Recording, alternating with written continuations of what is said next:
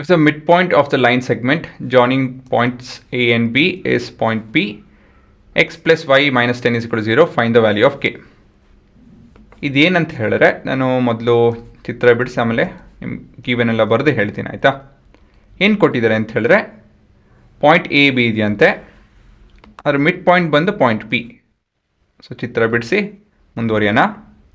So point A, point B and the midpoint P. Point A is 3, 4. Point B is k, 6 and point P is x, y. ಈ x, y ನಡುವೆ relationship ಇದೆ, that is x plus y is equal to 10 ಅಂತ ಹೇಳಿ. ಅದೇ ಅಲ್ವಾ ಕೊಟ್ಟಿರೋದಿಲ್ಲಿ. So ಇದನ್ನು ಉಪಯೋಗಿಸ್ಕೊಂಡು, ಇವೆಲ್ಲ ಇನ್ಫಾರ್ಮೇಷನ್ ಉಪಯೋಗಿಸ್ಕೊಂಡು ಕೆ ವ್ಯಾಲ್ಯೂ ಕಂಡುಹಿಡಿಬೇಕು. ಇದು ನಿಮ್ಮ ಪ್ರಶ್ನೆ, ಸರಿನಾ? ಸೊ ಮೊದಲನೇದಾಗಿ ಲುಕಿಂಗ್ ಎಟ್ ಸೆಕ್ಷನ್ ಫಾರ್ಮುಲಾ ಅಲ್ವಾ ಹುಡುಗರ. So x y is equal to x2m plus x1n divide by m plus n comma y2m plus y1n divided by m plus n. ಇದೇ ನಿಮ್ಮ ಸೆಕ್ಷನ್ ಫಾರ್ಮುಲಾ. ಇಲ್ಲಿ m is to n is 1 is to 1 as p is the midpoint ಅಲ್ವಾ.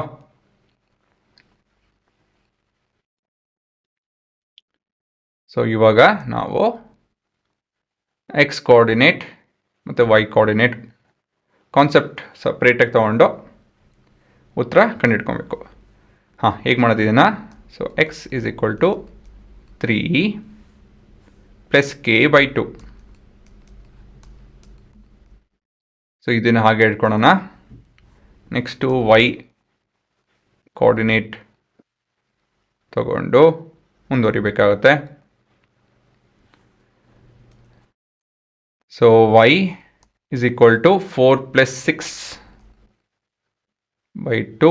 So this is 5.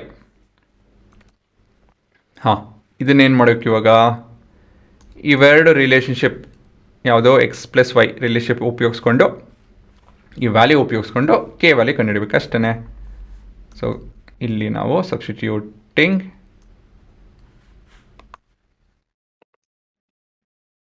Sub x and y in A.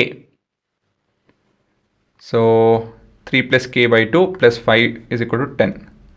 3 plus k by 2 plus 5 is equal to 10. So 3 plus k is equal to 10 ಅಲ್ವಾ. Transpose ಮಾಡಿ ಇವೆಲ್ಲ calculate ಮಾಡಿದ್ರೆ 10 ಬರುತ್ತೆ. k is equal to 7. So ಇದೇ ನಿಮ್ಮ ಉತ್ತರ ಅಷ್ಟೇ.